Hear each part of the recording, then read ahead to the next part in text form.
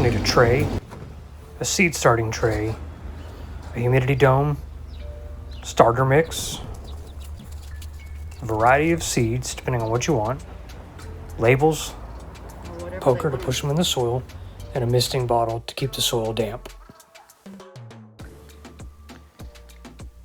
First, we're going to start by laying our seed starter tray in our carrying tray, and then we're going to take a quality seed starting mix.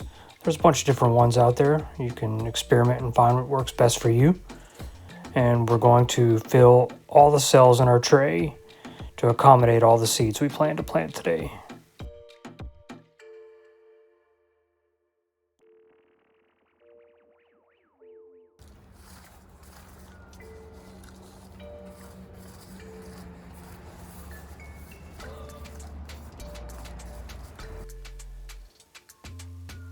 Before we actually start putting seeds in our tray, we want to make sure that we avoid a very common mistake, and that's not labeling our seeds. So we're going to prepare a simple pylon label, and we're going to stick it into our tray before placing the seeds to ensure we keep track of exactly what we have planted. You can plant multiple different seeds in one seed tray. That's what we're doing here because we don't need a lot of any one thing.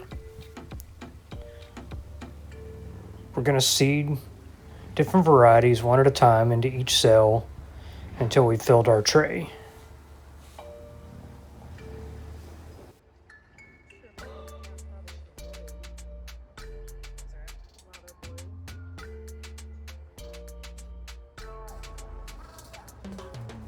We'll continue to repeat this process, labeling each seed as we go, placing them into each cell, and then using something to press them down to ensure that we get them covered.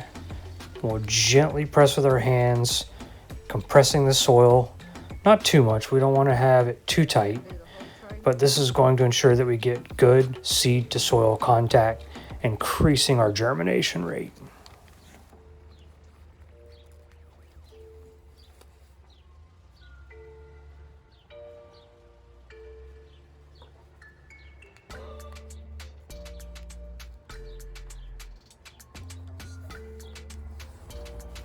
It's important to take your time, stay organized, and ensure that you can keep track of what you're seeding.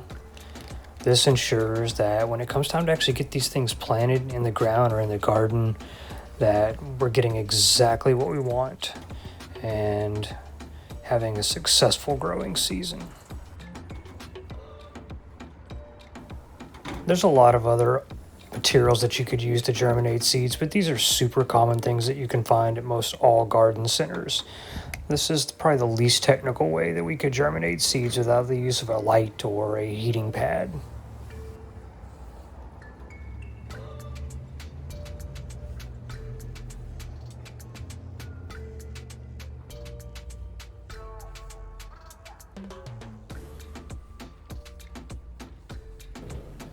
Next, we're going to use a hose nozzle on a mist setting to lightly add enough moisture to ensure that when we place our humidity dome on, that we create a great environment that will stay damp. If it were to dry out, we can remove that dome and use that misting bottle we showed earlier to add a little bit of moisture inside. It's key for the seeds to stay moist so that we get proper germination. Lastly, we're going to take these inside and put them somewhere warm. We seeded these when it was quite cool outside. After leaving them in, we've got a pretty good germination rate. We've got a few empty cells, but overall successful.